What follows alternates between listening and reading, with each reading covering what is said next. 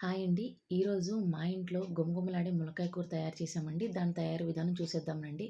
ములక్కాయ కూర అందరూ ఇష్టంగా తింటూ ఉంటారు. ఎందుకంటే ఇది బాడీకి కూడా చాలా మంచిదండి. దీంట్లో ఫైబర్ కంటెంట్ ఉండటం వల్ల ఇది అందరికీ మంచిది. అయితే ఇది చాలా సింపుల్ ప్రాసెస్ అండి. చూసేద్దాం రండి. అయితే స్టవ్ మీద ఒక గిన్నె పెట్టుకొని అందులో కొంచెం ఆయిల్ వేసి తాలింపు చేసుకోవాలి. తాలింపు చేసుకున్న వెంటనే మన ఉల్లిపాయ ముక్కలు, పచ్చిమిరపకాయ ముక్కలు, కొంచెం పసుపు ఇవన్నీ వేసుకొని మగ్గించుకోవాలండి. మీ ఉల్లిపాయ ముక్కలతో పాటే ములక్కాయ ముక్కలు కూడా వేసుకొని మనం మగ్గబెట్టుకోవాలి. ఎందుకంటే అది నూనెలో వేగి చాలా బాగా మగ్గుతుంది. ఒకవేళ ములక్కాయ ముక్కలు మగ్గలేదనుకోండి చేదుగా ఉంటుందండి తినేటప్పుడు. దాని టేస్ట్ అనేది అస్సలు బాగోదు. అందుకని ఉల్లిపాయలతో పాటు మనం ములక్కాయ ముక్కలు కూడా మగ్గించుకోవాలి. అంతేకాకుండా మనం ఇక్కడ ఒక చిన్న టిప్ చెప్తానండి. మనం ఉల్లిపాయ ఇట్లా కూర వండేటప్పుడు టమాటాలు కూడా వేస్తాం కదండీ! టమాటాలు మగ్గవు చాలా వరకు.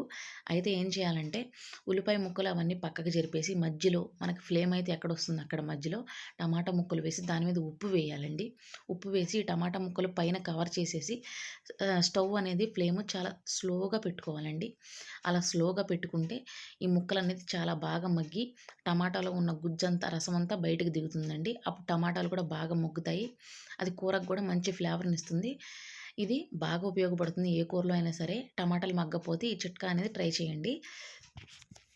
టమాటాలు ఇవన్నీ బాగా మగ్గిపోయాక ఇంకేముంది కారం వేసుకొని చివరిలో కొంచెం వెల్లుల్లిపాయి, ధనియాలు పౌడర్ వేసుకున్నామంటే సూపరో సూపరు. ఇంకేముంది మన ములక్కాయ కూర రెడీ అయిపోయింది.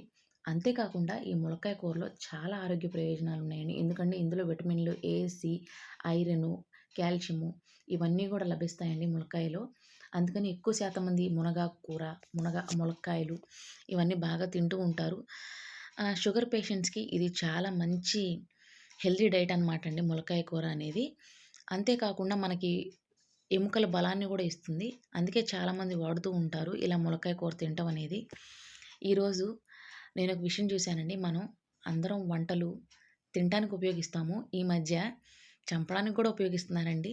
మార్నింగ్ నేను న్యూస్‌లో చూశాను. సాంబార్‌లో విషం కలిపి భర్తకు పెట్టి చంపేసిందంట.